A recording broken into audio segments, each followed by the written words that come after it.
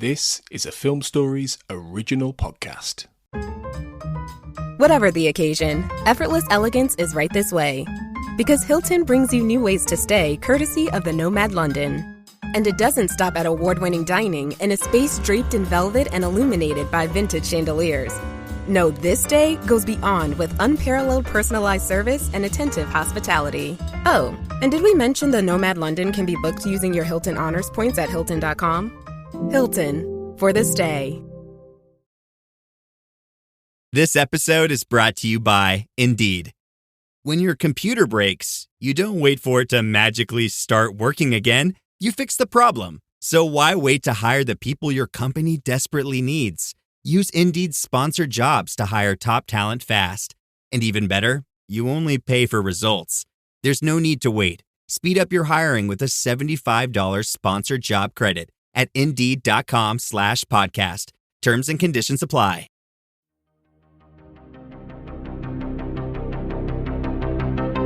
This is Writers on Film, the only podcast dedicated to books on cinema.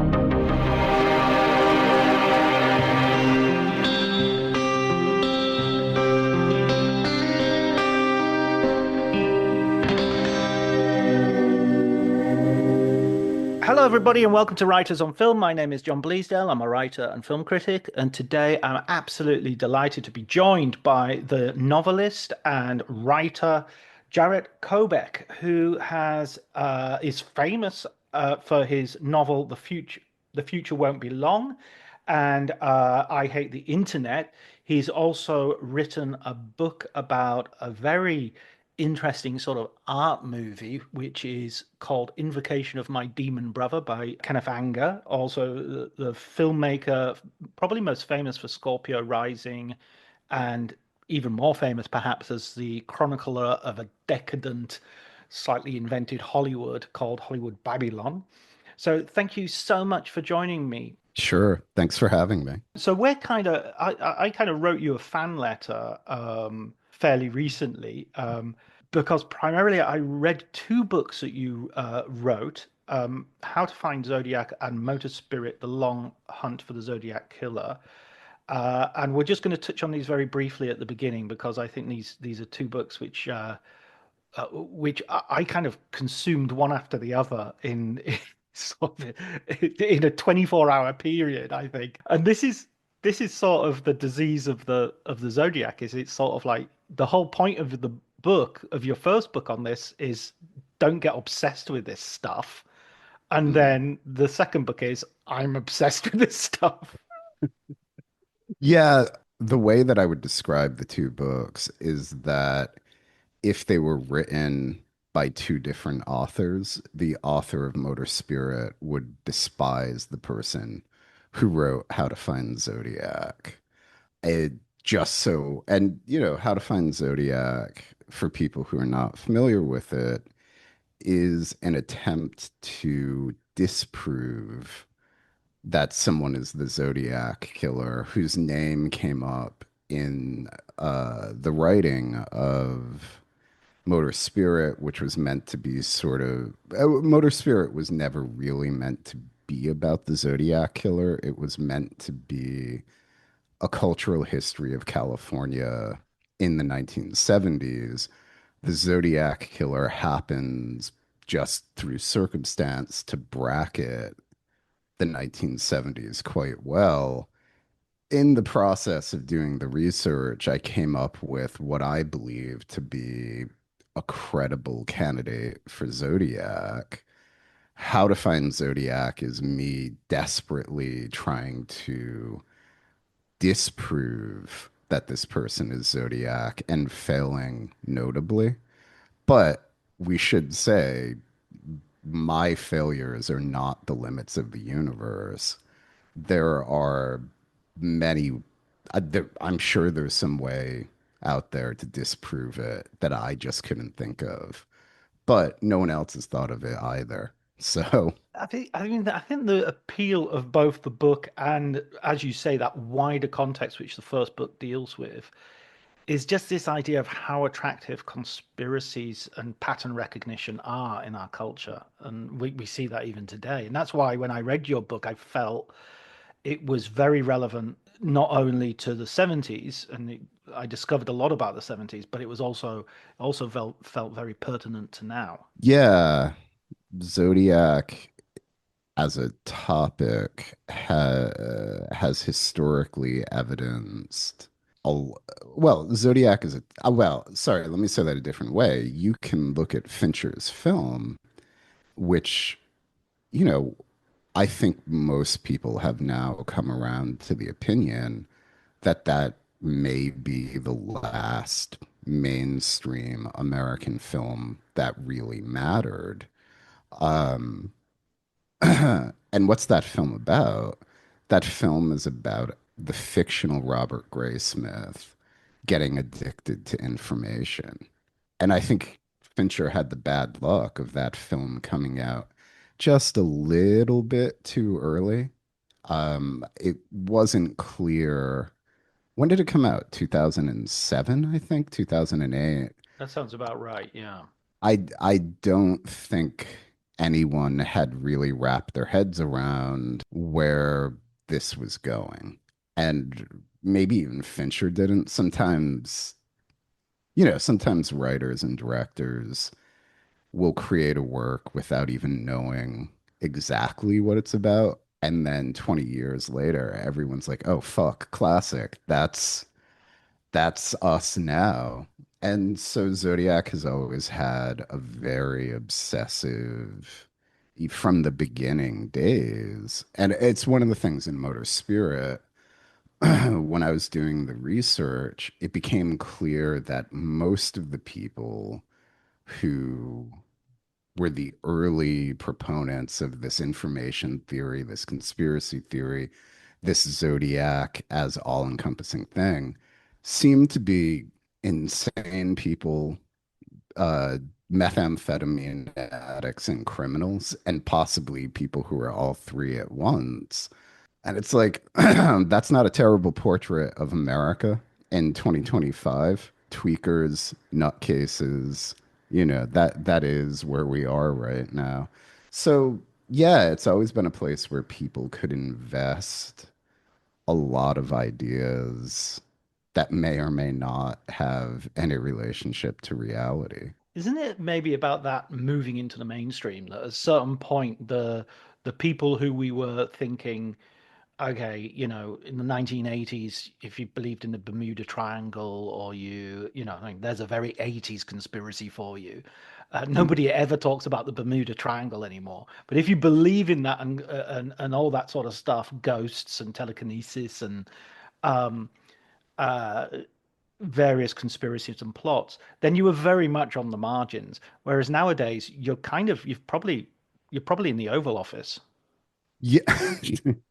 Yeah. Well, I mean, I think the place where you can see that the most is the Fortean Times, Mm. which had a great 90s. The 90s for the Fortean Times were banging.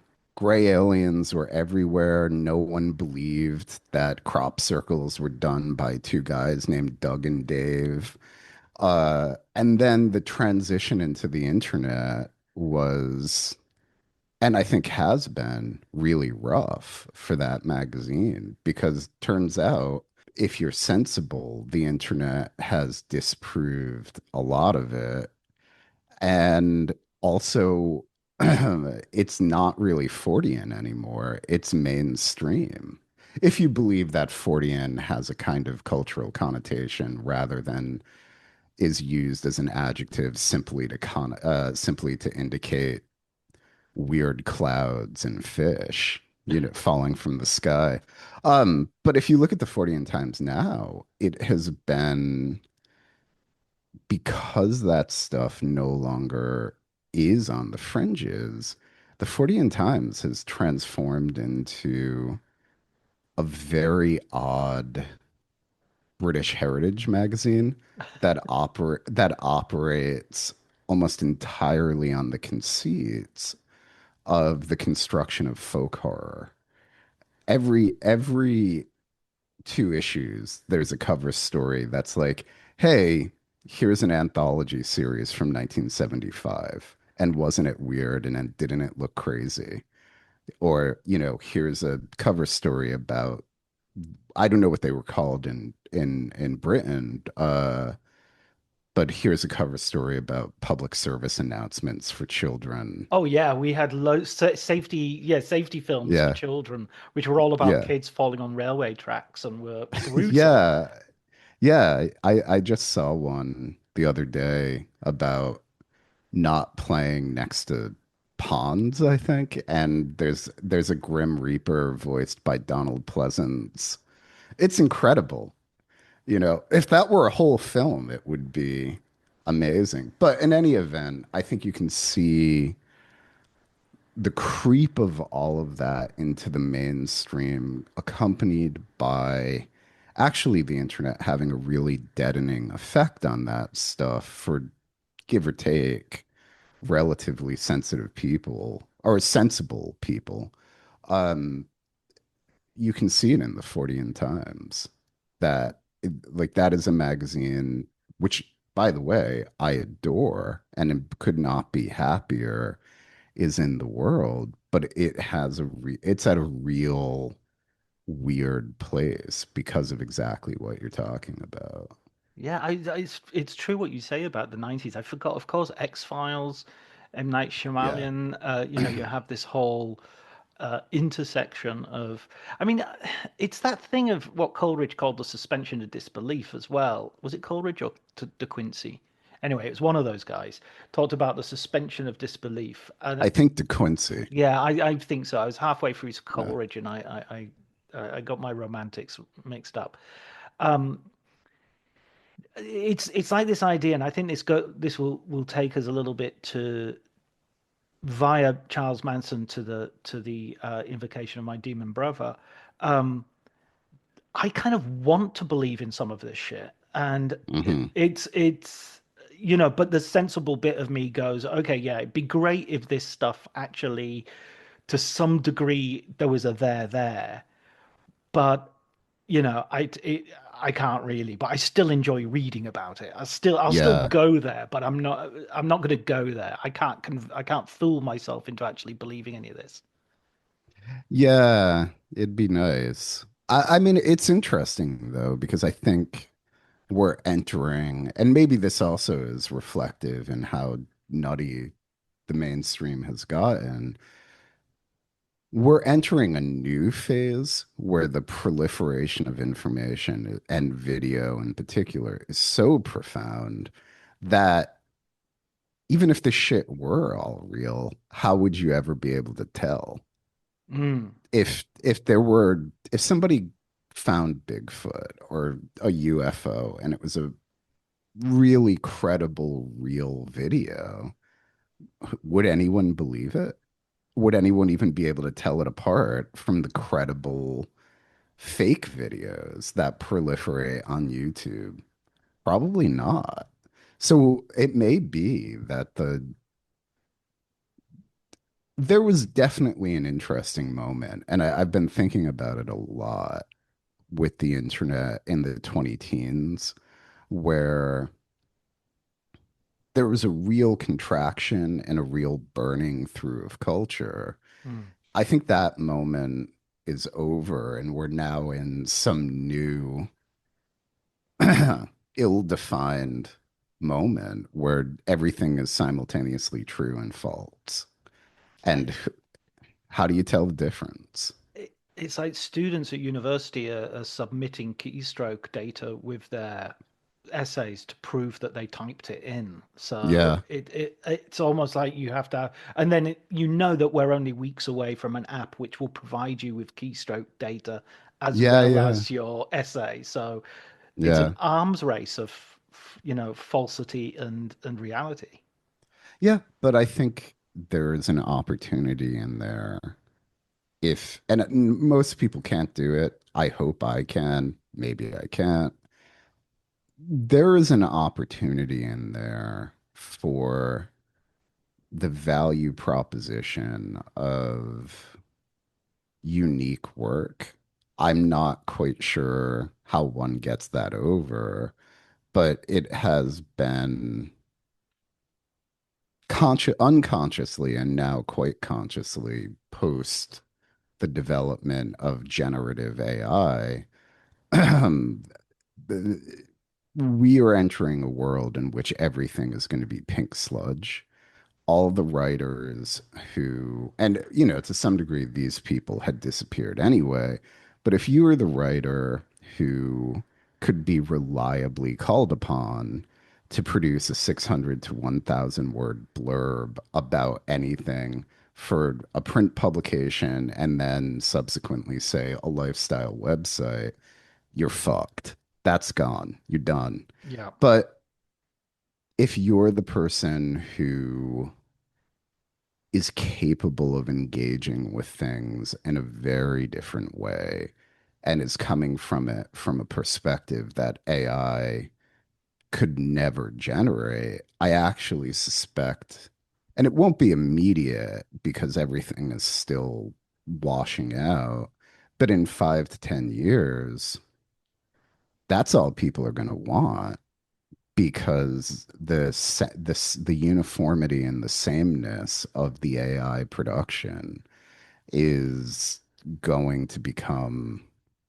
omnipresent. And so my suspicion is for people actually like yourself who wrote a remarkable book on Terrence Malick, like that stuff is going to have a bigger value proposition than it might have had for the last 15 years because the internet had this quality where, some random person could have a blog. I mean, remember blogs? They could Yes. be they could be bloggers and around 2010 to 2014, there would be people who had these hyper specific blogs where it would be like, I only chronicle self-released loner folk albums. And that, like the albums were terrible, but the blog and the obsession was really quite remarkable, and was probably better than any book on even remotely adjacent topics. That is gone. And so I think the value proposition for people doing that kind of work in a purchasable format probably is about to rise or is rising. And people just, you know, I'm drifting now into it's early in the morning for me. I'm not on Rome time. A So long live the niche is what I'm hearing. yeah, Get yourself a niche and sort of dig deep yeah, because otherwise, as you say, it's going to be blurbs. Blurbsville is gone, and copy, yeah, what we call yeah. copy in the trade, you know, which I do. I write copy sometimes, and that is about to dry up. Yeah, I mean, I made the curious career choice starting in maybe 2018 that I would write no copy, that the books would just come out and have the least helpful descriptions ever. And or really maybe the copy wouldn't even describe the books. What was behind that decision? I think every book ends up selling exactly as many books as it's going to sell. And there's a kind of logical fallacy in that assertion, but we'll go with it. I don't think, I think everything that we do to sell books or that publishers want writers to do to sell books, I don't think it works at all. Mm. I think, and so the experiment, which weirdly has been okay, has was like, well, what happens if you just stop trying to sell? What happens if you put the stuff into the world and you're just like, whatever, I don't care if people read it or if they don't read it. We'll see what happens. And the three books that have been done like that have all been really successful. The two Zodiac books, and then I did a biography of the SoundCloud hip hop artist XXX Tentacion. And that had like over the summer, kids on TikTok found it like 6 years after it had been published, and it sold so many copies that it sold like thousands and thousands and thousands of copies just off of these kids making videos of themselves. And it's like, I've never done any advertisement. There's no copy. The book doesn't have a web page. So, That's perfect. so That's I, yeah. So, I mean, I'm not just like for your listeners and for you, this idea of the value proposition and doing something other than pink slime is not just, a man with no hair hoping the future will be kind. It's actually based in some anecdotal experience. I love the idea as well of just not doing something that everybody else does. It reminds me there's a scene Yeah. in Seven Psychopaths where someone says to Christopher Walken, "Put your hands up," and he goes, "No." And they say, "What do you mean?" Yeah, the guy's got a gun on him. What do you mean? No, I've got a gun. And he goes, "I don't want Well, to." What are you gonna do? I don't want to. I'm not yeah. putting my hands up. Well, I mean, the people who published this Invocation book, the filmmakers Nick Tody and Rachel Kempf, they co-directed a film. They're married, and not that that matters, but why not? It adds color. Um, It adds a detail to the yeah, story. so Nick and Rachel were in LA, and then right before the pandemic, or maybe right at the beginning of the pandemic, they moved out to Kirksville, Missouri, which mostly I think is known for having some relationship to the birthplace of or to the birth of eugenics in the US. Excellent. Um, and they made a film called It Doesn't Get Any Better Than This. And, and for reasons not related to the film itself, they came up with this idea, which was we're going to tell people in advance that the film will never be released on physical media or streaming. That the only way you can see the film is if you come to one of these screenings. And the budget for the whole film was they bought like a drug addict duplex in Kirksville, which, I don't think property prices are particularly high. And they shot a found footage film that stars themselves as themselves in this duplex that had been helpfully set designed by a bunch of tweakers over the last 10 years. And A, the film's great, but B, it's been this enormous success. They have a real sleeper cult hit. Like it was at Toronto. You can, whenever they have screenings, huge numbers of people show up. And it's because it's them not doing, it's them refusing to do exactly like you said, refusing to do all the things that people do. And also because I think all anyone wants is an experience out of the house, but it's really hard to justify in a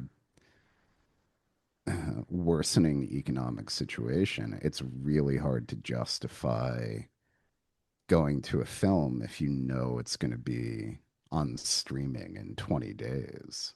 Absolutely, absolutely. I love watching films at the cinema. I love watching films at the theater and all that sort of stuff. But on a rainy, cold night, if the choice is there, I'll stream it. I'm not precious about that experience. Yeah. Um, Listen, let's move on to Invocations of My Demon Brother. I hadn't seen this film until I read your book, and I read your book before I watched the film, because that's the sort of choice I make because that's in the history of my film watching. That was frequently how I watched films. Would I would always because it took ages for films to get to where I lived, so I would read Do Androids Dream of Electric Sheep long before I saw Blade Runner. And so was very disappointed that it wasn't wasn't similar to the book at all. Yeah, it's funny. I'm a huge Philip K. Dick obsessive, and I really dislike that book, and I also really dislike that film. Well, don't you mention the book in I think I read your thoughts on the book somewhere. Possibly, Yeah, I yeah. think it might even be an invocation because I think there's a I always have this idea that the most interesting elements of the book were like Mercerism and Johnny Friendly and the Mood Organ Mhm. and all those things don't turn up in the film. It is no, it isn't his best book, I, but I I I think it's will I will I'll tell you the thing that I really like about that book, which is go. not a good quality. You can you if you read it, you can tell you can feel him. So my impression, and this might be wrong, and please, if you're the Dick estate, consider me an idiot because I know they can be contentious. Um, my feeling is he woke up every day and popped amphetamines and then wrote as the amphetamines wore off.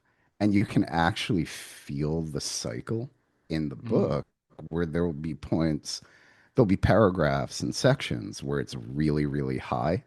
And then and then it slowly comes down over the next 10 or 20 pages. That part's amazing. I don't know. I'm not that big of a fan of that book, but Well, let's put a pin in that. We might come back to it, but sure.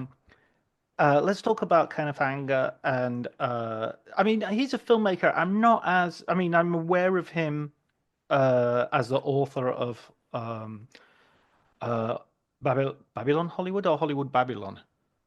Hollywood Babylon. There you go. A book which I remember being on the shelves of the library, and I would sort of leaf through surreptitiously because there were a couple of boobs in it, I think, when I was like 12 or 13 years old. Um, uh, I mean, tell us for the sake of our listeners, and also for me, because my awareness of him is relatively limited to sort of, as I Sure. said, those things I mentioned at the beginning. Yeah.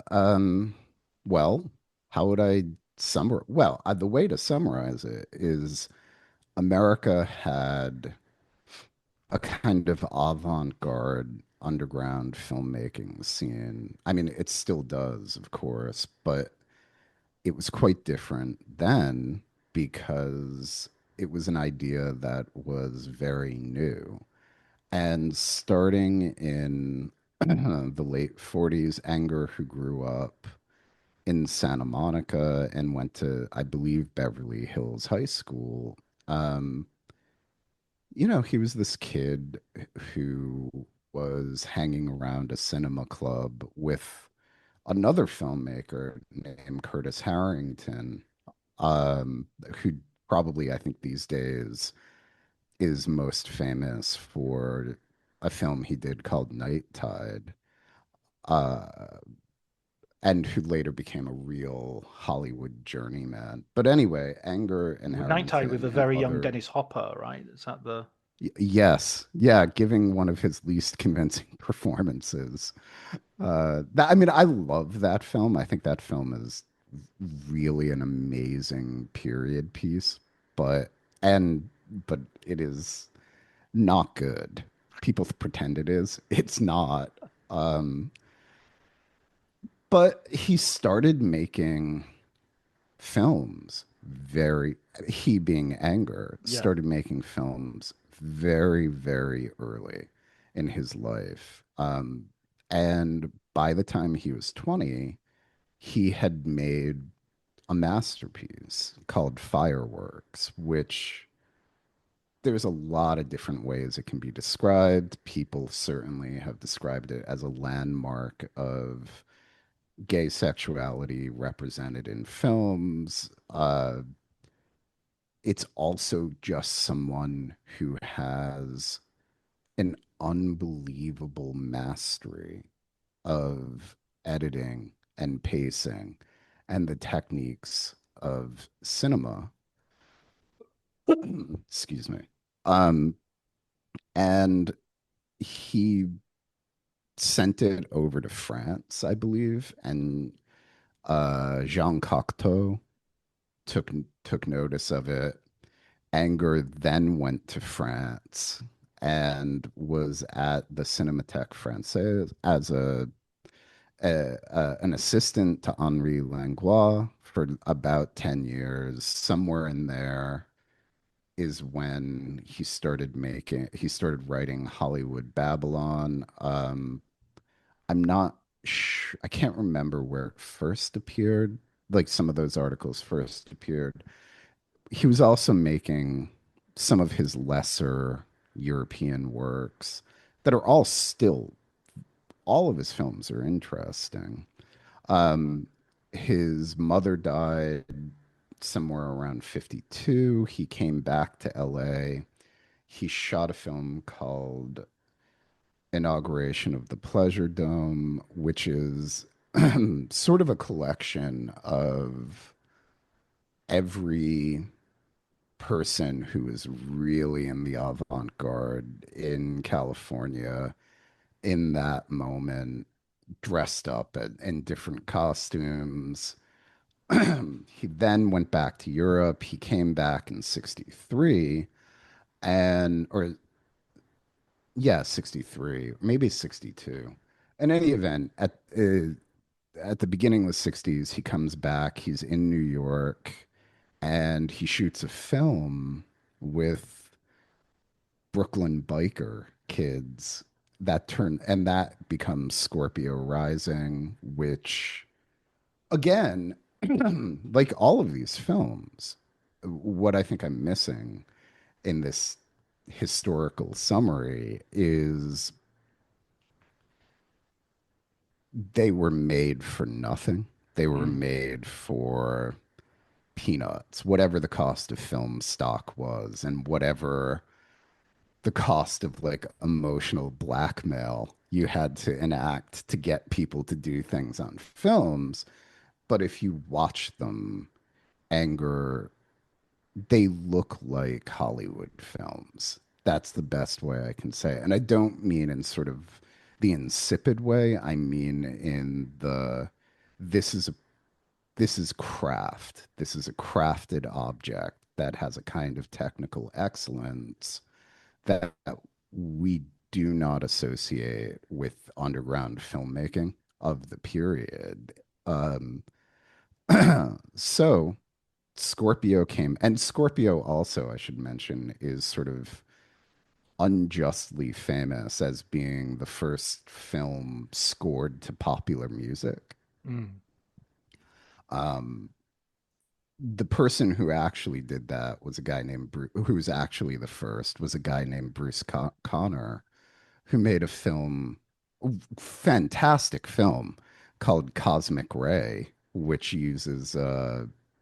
which is a montage piece that is scored to a Ray Charles performance off of a live album from 1950 something. But Anger got that reputation because Scorpio is in color, because Scorpio is so beautiful in a way that Cosmic Ray isn't, that he was the person who introduced this idea of using pop music to cinema, to score cinema. And then he was both lucky and cursed that Andy Warhol came along because underground cinema before Warhol, it was not popular. And then It was Warhol, underground. yeah, and it also was the 60s and et cetera, et cetera. But by the end of the decade, Scorpio, Anger and Warhol were the high popes or the high priests of underground filmmaking. Anger primarily on the strength of Scorpio Rising, Warhol primarily, but not exactly on the strength of Chelsea Girls, but also My Hustler had been a kind of people had really seen My Hustler. And Warhol, of course, represents the opposite of everything that makes anger anger. Warhol was, I mean, I think they were both geniuses and both genius filmmakers, but Warhol's primary technique was let's find a bunch of freaks and I'll just turn on the camera. And he had a sync sound camera after about 65. So there's no editing really. It's Mm. just here is a document of a certain amount of time, and I have told these people on drugs that they are these characters. Maybe they'll pretend to be these characters. Maybe they won't pretend to be maybe they'll forget halfway through, but that's the film. The film starts where the real starts. The film ends where the real ends. And let's see what it is. Uh, it could not be more different from Anger, but his real Anger's real heyday was in the 60s. There's no question. This is when he was at his cultural prominence and the film that he ended up making. And we can talk about this when I'm done with this very long summary. Anger made Invocation of My Demon Brother in art 67 to 69. And it was supposed to be a film called Lucifer Rising. He was living in San Francisco. It was supposed to be a love vision of the love generation. That did not happen. Chaos ensued because with Ken, chaos always ensued. He decamped to England, London, and was in like the Indigo Arts Gallery scene with Robert Fraser and John, the great, inestimable, lovely John Dunbar, who introduced Yoko Ono to John Lennon. And he shot quite a bit, or actually all of what would eventually become Lucifer Rising in about 70, 71. And a guy named John Gottwe, I may have pronounced his last name wrong, recently released a very, very good book about the making of Lucifer Rising, which can only be in an edition of 1,000. So anyone who wants it should get it now because I don't think there are that many left. Um, but then Anger couldn't finish the film. It didn't get done until 1980, 1981. And the amount that the culture had changed between 1970 and 1981, all of this weird hippie 1970s Camden gearhead looking shit just looked crazy out of place. So the film has never really made any sense. It's also theoretically his most religious work because Anger had a reputation that he cultivated as being a practitioner of Aleister Crowley-esque magic. So he releases it and again, Lucifer Rising is one of the films where I think you can really see how profound his technical capacities were. That film was not, he had more money for it, but that film was shot for the price of a car commercial, maybe half the price of a car commercial. And it's all encompassing. It's like location shoots, it's shot in England, it's shot in Finland, it's shot in Egypt, et cetera, et cetera, et cetera. And then he stopped making films. That was it. And then somewhere around the year 2000, he started releasing weird video edits of varying quality. One of the last film he made that's a genuine masterpiece is a thing called Mouse Heaven, which is entirely about Mickey Mouse toys. That thing is amazing. The rest of them, it's like, you know, they're on a varying spectrum. But he spent the 90s and the 2000s not exactly as a forgotten figure, but not but basically really skint, as skint as possible. And then somewhere around his 80th birthday, started to have a little bit of a career renaissance, which would have been around 2007, 2008. Anyway, that's a very long description of anger, but I think that hits most of the major points.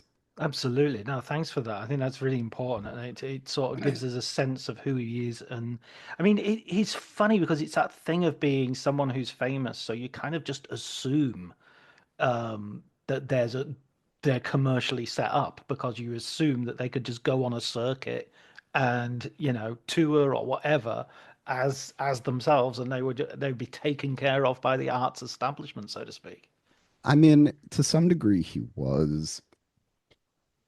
I mean, the thing that is not in the summary that I just gave, Anger is a very complicated figure because it is impossible to watch the films and not suggest that this is a person, certainly who is a prodigy. Like, find another film made by a 20-year-old that's as astounding as Fireworks. You'll never find it. And when you watch the later works, Scorpio, Inauguration, etc., it's also impossible to deny that this is a person who has an innate genius for cinema. The problem is that he was also crazy as a bedbug, and he was crazy for decades. And I knew Ken. I spent a lot of time with him, and he was always. I may be the only person who never got abused by him. He was always very pleasant to me because, for whatever reason, people tend to be on their best behavior around me, which makes life very boring. Because you'll hang out with people and you'll have like you'll spend an hour talking about Daniel Defoe, and then somebody later will be like, "Yeah, yeah, that guy drank my piss," and it's like, what the hell? Why? What did I get? But so he was always nice to me, but he was one of the most self-destructive people who ever lived. The amount of opportunities that he blew or couldn't take advantage of, the amount of people that he alienated, You the describe a screening in the book where he basically sort of gets on stage and starts trashing the place. yeah, in at the height of my association with him, I ended up seeing Spider-Man 3, the Tobey Maguire film, with him twice in a day. And the first time he was just loud. Ken was bipolar. And when he was up, he was really up. And when he was down, you might get 10 words out of him in 5 hours. And most of the time, he was probably somewhere in the middle. But we we saw Spider-Man. He wanted to see Spider-Man 3, which he had already seen, by the way. And he was like, he spent the entire film, the first screening, talking about it being a product of Crowleyite religion and like yelling and all of this weird shit. And trying to convince me that the actress who plays Aunt May, was like a high priestess in the OTO or something like that. And like when Spider-Man was swinging webs, he'd be swinging web. It was an awkward moment. Then he was like, "We have to see it again." And at first, I was trying to talk my way out of it, and I was like, "What's wrong with me? Why would you say no to this?" So he bought a ticket for another screening, and this one was in the ArcLight Cinerama Dome. And then he wanted to go back to his apartment. I was like, we're gonna be late. And he's like, no, no, we're gonna go. So we went back to his apartment and he changed into, famously for years, he had New York Rangers jerseys that he would take the R and the S off. So it would just say anger across his chest. So he changed into one of those. And then he also was like, let's bring this wooden Indonesian demon to the Yeah. screening. Yeah, no, And that makes sense. I was wondering why you hadn't already done it for the first screening, actually. yeah, well, no, because he made me pick him up at the Chateau Marmont. And then I was driving him home on Sunset, he's like, we went by the ArcLight. He's like, we've got to see Spider-Man. So we go back and, there's chaos getting in because the ArcLight at that time, which it's now closed, was one of those cinemas, was one of the first cinemas where they didn't let you come in if you were late. And we were about 10 minutes late. Ken just bum rushed through past the usher, took our seats, which were middle seats at the very front row.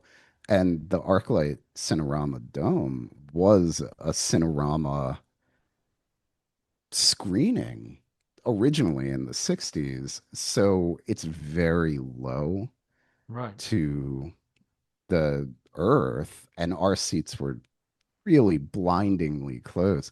Anyway, about 20 minutes before the film ends, I look over and Anger has gotten on his back and has the wooden demon. He's pushing it with his feet down to the bottom of the screen. And again, like I said, because this was like a Cinerama screening in a geodesic Buckminster Fuller dome, it's only about a foot off the ground, and the demon is about maybe a foot and a half high, 2 feet high. So he, on his back, just sort of scoots himself and the demon down to the bottom of the screen. And then once it's at the bottom of the screen, he stands up. And so suddenly, like 78, 79-year-old Kenneth Anger in a modified New York Rangers jersey just appears for everyone in the cinema.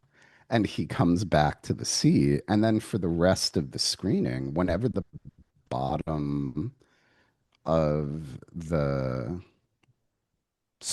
image turns a light color, there's just a demon head in the climax of Spider-Man 3. So Then yeah, this is family entertainment as well. This is like yeah, lots of and kids then in it the went. audience. Yeah, it was a midday screening on a Saturday or something like that. And yeah, so then when it ended, tons of security rushed in to the screening. Their anger, I think, has the demon. There's a very angry, upset mother who's also at the screening, also with security. At some point, she pulls uh, the demon out of his hands. He has to pull it back. Everyone gets moved outside. It seems like they're about to call the cops. And and it's something I forgot this. That month, he was the cover story of Film Comment.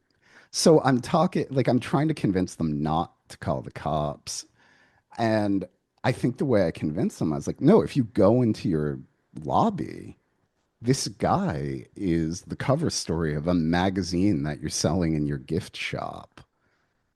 And it confuses them enough. And then Anger just runs away. And so then I just run and follow him. And then I drive him home.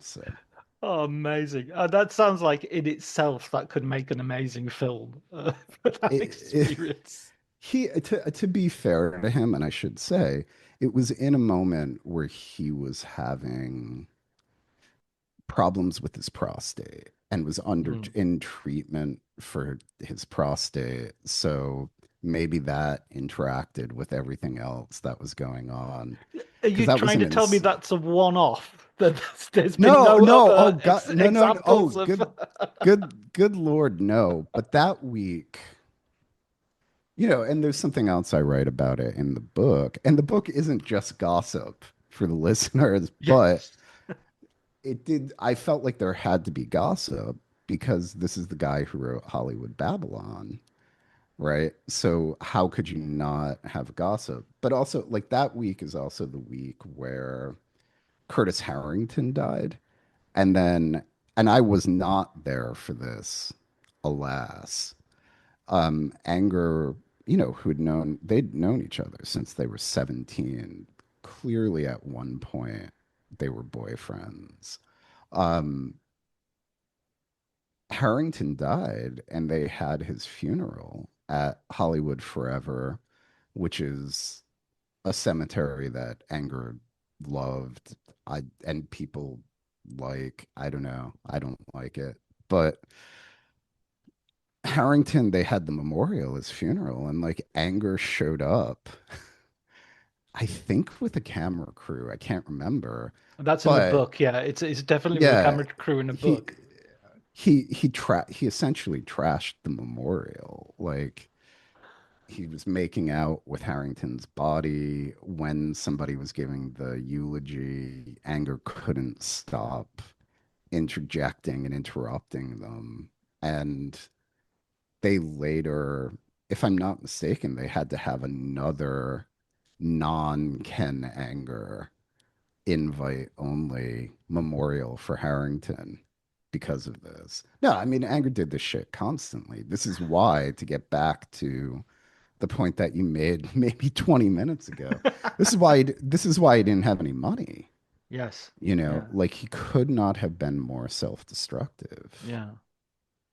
And I mean, it's almost like he's coming from that. You mentioned the chaos earlier, and invocation of a demon, my demon brother is a really good example of that chaos being documented. There, that he just didn't stop with the chaos. The chaos wasn't sort of Yeah. some sort of show for him. It was in his DNA. Yeah, to answer that question, um, invocation is the product of nothing but chaos. Um, Anger moved into this house at the corner of Scott and Fulton in San Francisco called the colloquial name for it was the Russian Embassy. It never was actually a Russian embassy, but it was one of these giant decaying mansions near the Haight, and he moved into it at the end of 66. And the idea was that he was supposed to be working on this script he had for Lucifer Rising, which no one's ever seen, but clearly was a different script than the script for the Lucifer Rising that was eventually filmed. And he started looking for Lucifer. And I mean, Anger, lots of young men that he met ended up being called as Lucifer for at least a night. But the one, the person whom he settled on was Bobby Beausoleil. And Bobby at that time was a member of one of the much better bands in San Francisco called the Orchestra and was really talented. And if you look at him, really beautiful. Uh, he also had a kind of dual nature, which I think is why Anger really gravitated to him. Bobby's two nicknames were Cupid and Bummer Bob, and like the difference between the two will really give you a sense of his character at that time. So he had Bobby move into the house. Bobby insists, and I think there's no reason to disbelieve him, that they were not lovers. Um, and Bobby started working on the soundtrack because that was his condition. I will be in your film because Bobby was no fool. And it's something that I think because of what happened to him subsequently, people don't understand that Bobby was really, really bright. Just Uh, just for our listeners, what happened to him subsequently, just in he, case you're not as steeped in yeah, lore as we are. he fell in with Manson, and he was actually in a, I mean, it's a long, complicated story, but the short of it is he fell in with Manson and ended up committing a murder, and the circumstances around that are quite murky. And everyone has a different story, and certain people have different stories based on what decade it is that they're telling it. But he killed a guy named named Gary Gilmore, and when he got arrested for it, 10 days later, 15 days later, a phone call was made back to Spawn Ranch at the top of the San Fernando Valley, where the Manson family were living. And the Manson family came up with this idea of copycat murders that would get blamed on the Black Panthers because Bobby, after he killed Gilmore, took his blood and wrote on the wall, political piggy, and then drew a panther's paw. And, you know, one of the grimmer aspects of that is that Beausoleil had has always been extraordinarily talented. So the composition on the Panther's paw is really quite good. Um, but so the idea was, well, let's do copycat murders that are also seem like they're done by the Black Panthers, and this will get Bobby out of jail. So within, I think, 48 hours of that phone call, Sharon Tate was dead. And then the next night, the LaBiancas were dead. So that is Ken's star in 67 before any of this has happened. And so it's just Bobby and Ken in this mansion and some lodgers upstairs who I've never been able to identify. Um, and there's not a lot of filmmaking going on. There's a lot of acid. There's a lot of very odd things. But I'm not sure there was much film. Like, I'm quite certain that Bobby was working on the soundtrack there with a lot of effort and wondering when's this guy going to get out his camera. Um, and so the story that Anger would tell, which is not true, is that Bobby stole all the film from Lucifer Rising. This is a later construction. Um, what really happened is that Anger seems to have shot maybe one or two nights of stuff happening in the embassy. And then on September, I don't know, 27th, 1967, uh, that date may be wrong. There was a venue on Haight Street called the Straight Theater on Haight, And it was a performance space. The Grateful Dead played there, a bunch of bands played there. There's a whole boring story about it. Um, Bobby's band and some other bands and Ken put on a night called the Equinox of the Gods, and it was a complete disaster.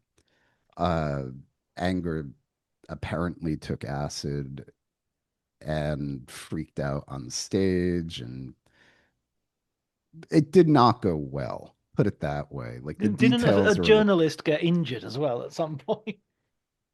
supposedly, but I mean, this is the thing about it. Um, Everyone was so high that I don't trust anything anyone says unless there's an image. I don't believe a single thing anyone says. But it was a complete disaster. Anger completely freaked out. Went into the theater the next day, accused them of stealing his film, locked Bobby out of the embassy. Bobby definitely broke back into the house. He retrieved his possessions. He may or may not have taken Anger's camera. I tend to think that he did not. He may have taken some props for Lucifer Rising or for the then Lucifer Rising. That seems plausible to me because s- there's later evidence of someone saying they saw it. But again, everybody was high, so who knows? Um, But at this point, Anger literally abandoned everything that he had, except for his film, except for his footage that he had shot. And no one, and the footage of the Equinox of the Gods, which primarily features Anger, no one knows who shot that. For a long time, it was thought it was by this filmmaker named Ben Van Meter, who's a minor San Francisco filmmaker. He denied that he shot it, so I see no reason to assume that he did. But anyway, Anger left behind like all of his first edition Aleister Crowley books, which were quite rare even then, all of his stuff, and he just disappeared. And then he showed up on the West Coast, or sorry, the East Coast. He was like at the Pentagon protest where all the hippies were trying to levitate the Pentagon and ended up as a brilliant Norman Mailer book. And then he also went into the Filmmakers Collective or Cooperative in New York City, run by Jonas Mekas, and he burned prints of his films.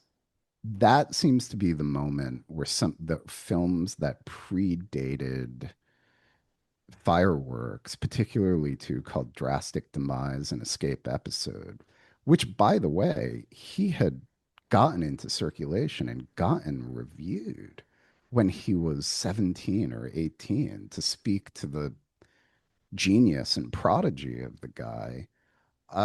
But he burned those films. They've never been seen before, seen again, and they were in circulation more or less up until that moment. You could get them from Canyon Cinema. Anyway, he then goes to England.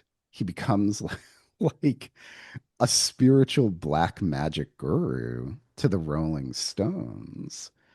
And then at some point in 69, and there's some ambiguity around this, he starts editing together this footage that was supposed to be Lucifer Rising. That's really just scraps and video or and imagery of him having an acid trip on stage in the middle of a disastrous performance.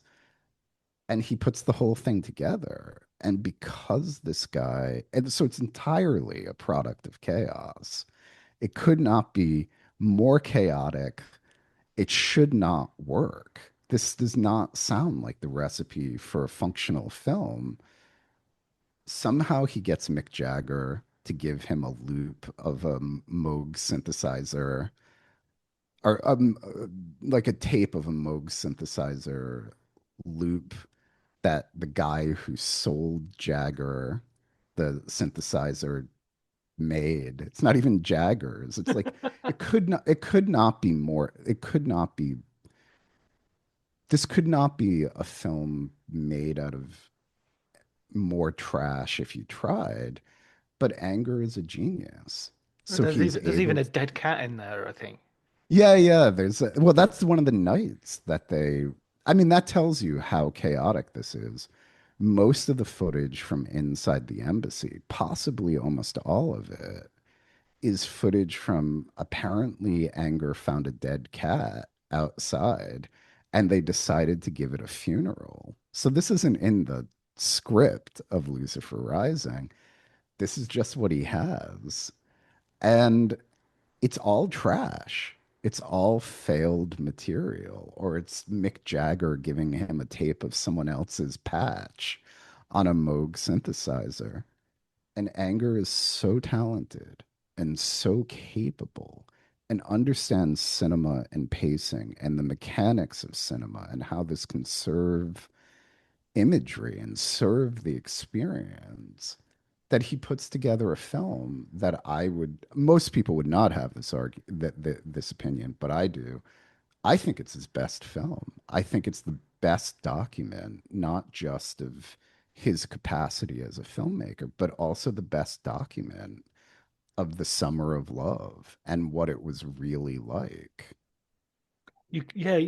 Watching it, you can't help but feel that the sort of there's the context that swirls around it. But even if you didn't know that context, there's something that comes from within the film that is deeply dangerous and weird. Yeah, and I mean, I think that's I think that's a testament both to the moment, but also to the power of Anger as a filmmaker. How many dangerous and weird films shot 60 years ago remain dangerous and weird? Right. That shit wears off very quickly. Danger, cultural transgression, they're like comedy. They rot very quickly.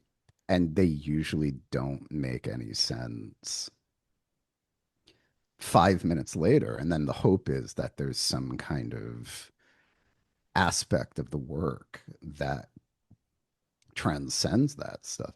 You watch Invocation of My Demon Brother, and it is a it is a deeply malicious experience. I don't know how else to describe it. I should put a link to the film in the show notes so that listeners can experience it themselves. I'm sure you'll all be very curious. Um, I love that description of it, that the sort of the maliciousness in there, and you know you have the satanic. I think this really goes back to what we were saying a little bit at the beginning as well.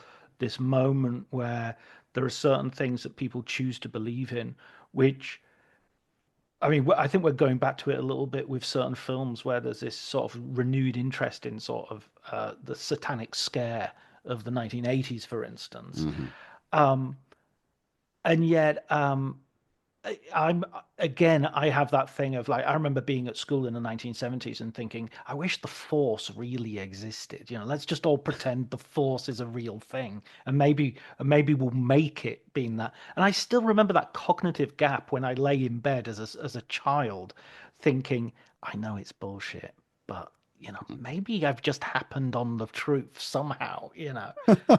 And I wonder about someone like Anger if that was sort of like if he ever lay in bed and thought, "Oh, I know this is all a bit bullshit, but or if he was like, I, I'm a true believer. This is I mean, you hit upon a very interesting aspect of him. Now, I can only speak to my personal experience here, and other people may have had radically different experiences. But I did spend a lot of time with him. And again, one should remember that depressingly, everyone tends to be on best behavior around me. But I've kept all my he, clothes on during this podcast. I just yeah, want to say again, another missed opportunity. it. So I heard him talk about the occult. I heard him talk about Crowley stuff. I did not find, and it's not like I'm the greatest judge of this stuff because I don't believe anything. But I had the impression that the knowledge was not that sophisticated, that perhaps he had seen something, maybe through Harry Smith, who was another American underground filmmaker who had pretensions in the direction of Crowley, that you could use the Crowley stuff as a way to really aesthetically, visually, and conceptually distinguish the films from everyone else in the avant-garde. That's the best way I can say it. That does not mean he didn't believe it, but there certainly, in my estimation, was a really mercenary aspect to it. In the best sense, not like God bless any filmmaker or artist or writer who can come up with something that works that well. I mean, if you Google the guy, it's a bunch of fucking Satanism or whatever. Like it really worked. The very But first letterboxed review of the film is "Hail Satan." yeah, Like, I mean, it really worked. But I also think, sometimes you get what you wish for, where anger was from I mean, Anger was born in 1927. He adapted remarkably well to shifts in American popular culture. There's no question. If you're the guy giving advice to rock stars about black magic in the 70s and the 60s, and you're pushing 50, you have really handled a change that other figures your age, I don't think did. Um, but he was a guy who grew up in an America that did not believe that America had culture, that if you were someone of artistic pretenses, it was happening in France, it was happening in Paris. It's the surrealists, it's Cocteau, it's all of this stuff. And I would say all of that is in the work, especially the early work. I do not know, and I mean that literally, I really don't know. I don't know how satisfying it was if you're somebody who grew up with those kinds of pretensions to sort of turn into everybody's satanic grandpa. Like it was good because the Satanists could keep you alive, and that's fine. But what did he really want? mm. Did he even know by the end of his life? I don't know. But I don't think, put it this way, and this is true of everyone, but I think in his case it was really profound. There are ideas that you have when you start doing stuff like this. And if you're lucky, maybe you get to 50% of them.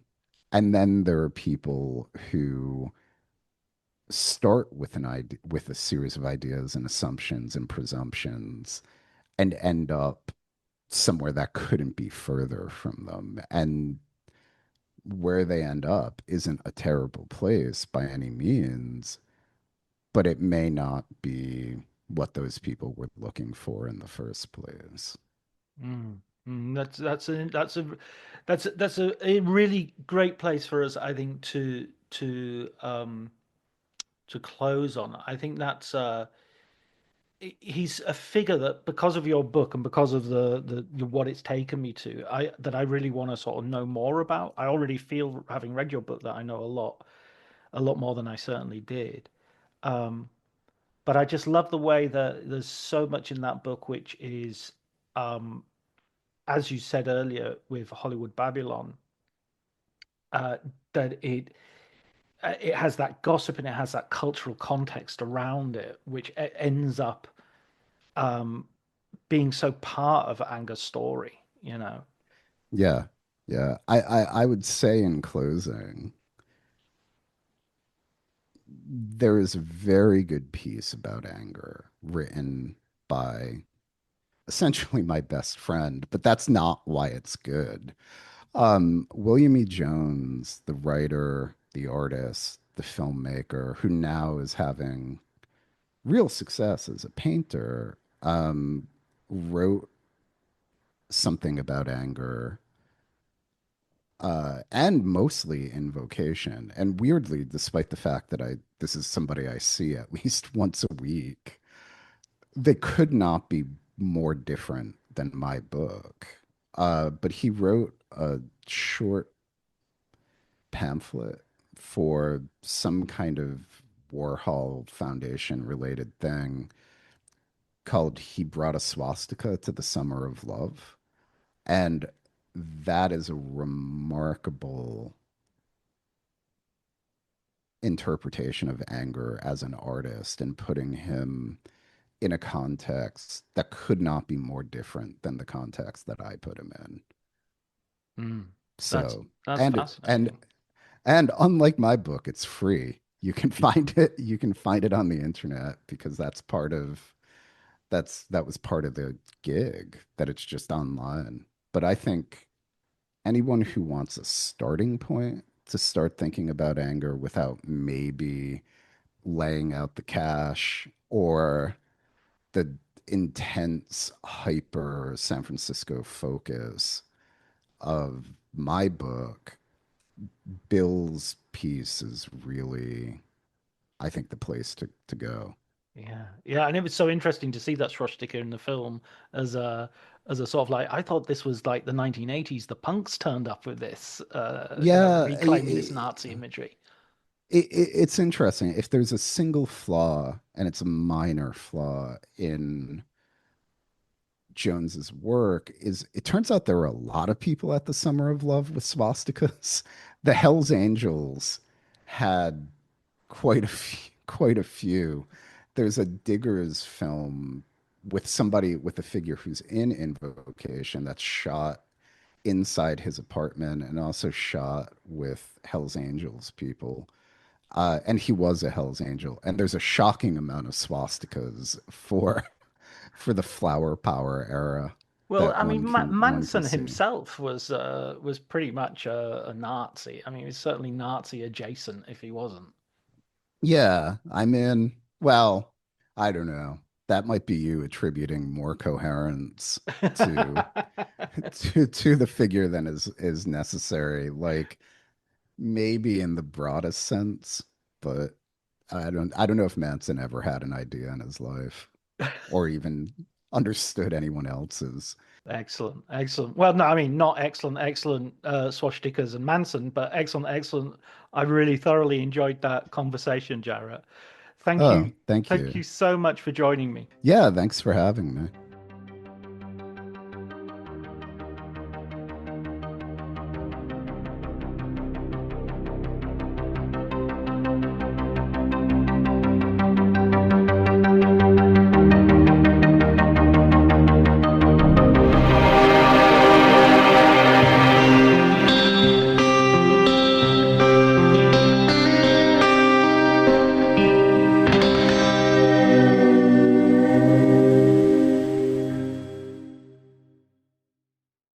All right, here we go. New Phineas and Ferb is here. We're back, baby! ready for 104 more days. I know what we're gonna do today. Of summer vacation. I am ready for summer shenanigans. Let's do it. Oh, yeah. All right. We're gonna bust Phineas and Ferb once and for all. Are we gonna do this again? New inventions, shenanigans, innators, adventures, and songs. Brand new summer vacation. New Phineas and Ferb starts June 5th on Disney Channel and next day on Disney Plus. On DisneyPlus.Disney.com.